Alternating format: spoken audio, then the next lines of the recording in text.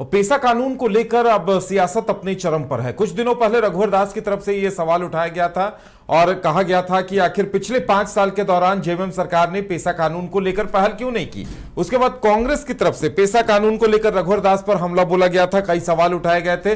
लेकिन अब रघुवर दास ने एक चिट्ठी लिखी है सीएम को और कहा है कि वर्ष 2019 चुनाव के बाद आपके मंतव्य में तमाम चीजों को लेकर बातचीत हुई थी।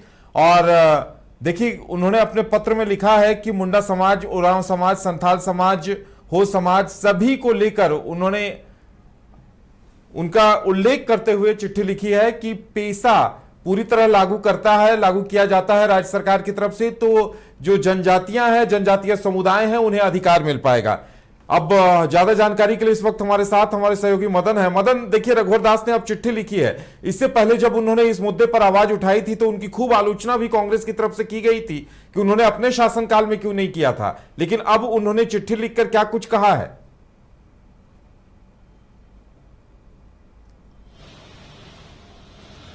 बिल्कुल, देखिए, सरकार जो भी फैसले लेती है उसका जो है एक तरह से स्वागत होता है। लेकिन जब रघुवर दास के कार्यकाल थे तो फिलहाल जो वर्तमान सरकार है इंडिया गठबंधन वाली, वो कई चीजों को लेकर के रघुवर दास के कार्यकाल को घेरते हुए नजर आते हैं। इसमें से एक अगर आप देखें तो वो पेशा कानून भी है और इसीलिए रघुवर दास पर सवाल उठाए गए थे कि आखिर रघुवर दास की सरकार जब 5 वर्ष की रही, पूर्ण बहुमत की सरकार रही, तो ऐसे में उन्होंने कोई फैसला क्यों नहीं लिया। अब इसी के जवाब में उन्होंने पूरी तरह से सरकार को घेरने की कोशिश की है और आज एक पत्र के माध्यम से सरकार को बताया कि वर्ष 2018 के आखिरी वक्त में उन्होंने इसको लेकर के प्रक्रिया की शुरुआत की थी और कई विभागों से मंतव्य लेने के बाद वो इस चीज को आगे बढ़ा रहे थे। लेकिन उसके बाद सत्ता बदली और हेमंत सोरेन की नेतृत्व वाली सरकार बनी।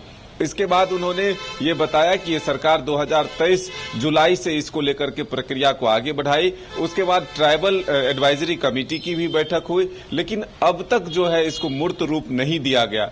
यानी कि उन्होंने सीधे तौर पर कहा कि देश में 10 राज्यों को जो अधिकार मिला हुआ है, इसमें झारखंड भी इसमें शामिल है, जिसमें कि पेशा कानून लागू किया जाना चाहिए, जिससे कि धर्म, संस्कृति और सभ्यता, जो आदिवासी समाज की अपनी मूल पहचान है, उसको संरक्षित करने का और ग्राम पंचायत को एक मजबूत ताकत देने का यह प्रावधान जो है वो तभी लागू होगा जब पेशा कानून लागू होता है। तो ऐसे में सीधे तौर पर रघुवर दास ने पत्र लिखकर सरकार को ये कहा कि आप जो जल, जंगल, जमीन की रक्षा की बात करते हैं, ये तभी मूर्त रूप ले सकता है, आदिवासियों की सभ्यता और संस्कृति तभी बच सकती है जब आप पेशा कानून लागू करेंगे।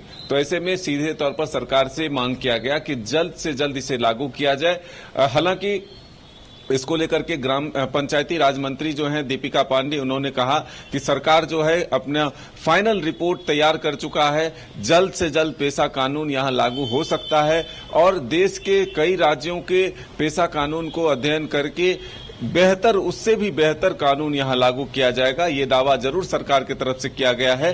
तो अब देखना होगा कि सरकार इसको लेकर के कब तक मूर्त रूप देती है, इसे कब लागू करती है। लेकिन फिलहाल अगर आप देखें तो जब पूर्व में जो पिछला कार्यकाल रहा, लोबिन हेम्ब्रम जेएमएम के विधायक थे, वो भी सदन में लगातार इस मामले को उठाते रहे थे। जो जेएमएम के विधायक दीपक बिरुआ है, अब मंत्री भी हैं फिलहाल वर्तमान में कैबिनेट में, वो भी इस मामले को लेकर के सदन में आवाज उठाते थे कि झारखंड में आदिवासियों की रक्षा तभी हो सकती है, उनके संस्कृति की रक्षा तभी हो सकती है, उनके धर्म की रक्षा तभी हो सकती है जब पेशा कानून लागू हो। तो अब देखना होगा कि रघुवर दास के इस पत्र के बाद सरकार कितना जल्द इसे लागू करता है। मदन, देखिए, रघुवर दास जब भी पेशा कानून की बात करते हैं तो उनके ऊपर भी सवाल उठता है कि 2014 से 19 के कार्यकाल में उन्होंने क्यों नहीं किया था।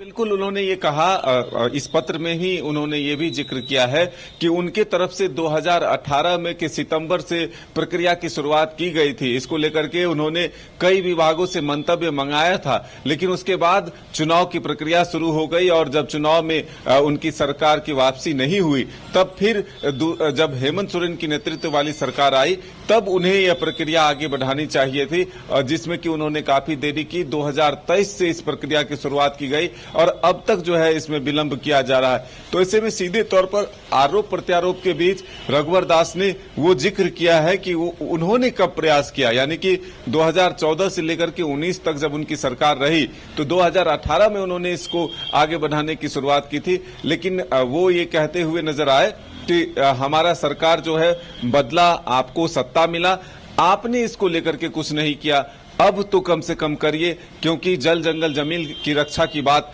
आप करते हैं वो तभी हो सकता है जब पेशा कानून लागू किया जा सकता है। चलिए मदन, देखने वाली बात यह होगी कि इस पत्र पर क्या कुछ जवाब आता है, क्या कुछ रिएक्शन दिया जाता है सत्ताधारी दल की तरफ से, ये देखने वाली बात होगी। झारखंड में पहली बार मजा लीजिए क्रेजी रिवर का। प्राकृतिक वादियों के बीच 6 एकड़ में बने वाटर पार्क का आनंद पूरे परिवार के साथ लें।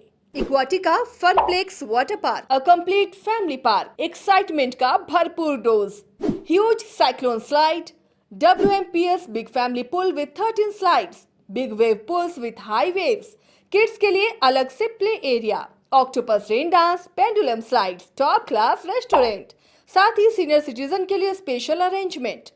पूरी फैमिली के साथ बिताएं दिन भर मस्ती के पल। इक्वाटिका Funplex water park near Remta dam, चुकरू मोड़, रांची। गोल जहां 27 वर्षों के सफर में 17,000 से भी अधिक छात्रों ने डॉक्टर एवं इंजीनियर बनकर भरे सफलता की ऊंची उड़ान, जहां साधारण छात्र भी असाधारण सफलता प्राप्त कर बना रहे इतिहास।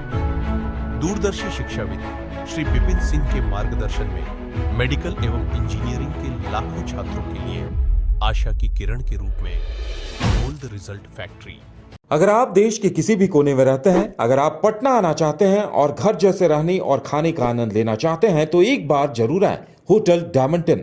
संपर्क करें 9572759746, 9031859981, 0612400153। एड्रेस अपोजिट विद्या संस्कार स्कूल, रंजन पथ, गोला रोड, बेली रोड, पटना 801503।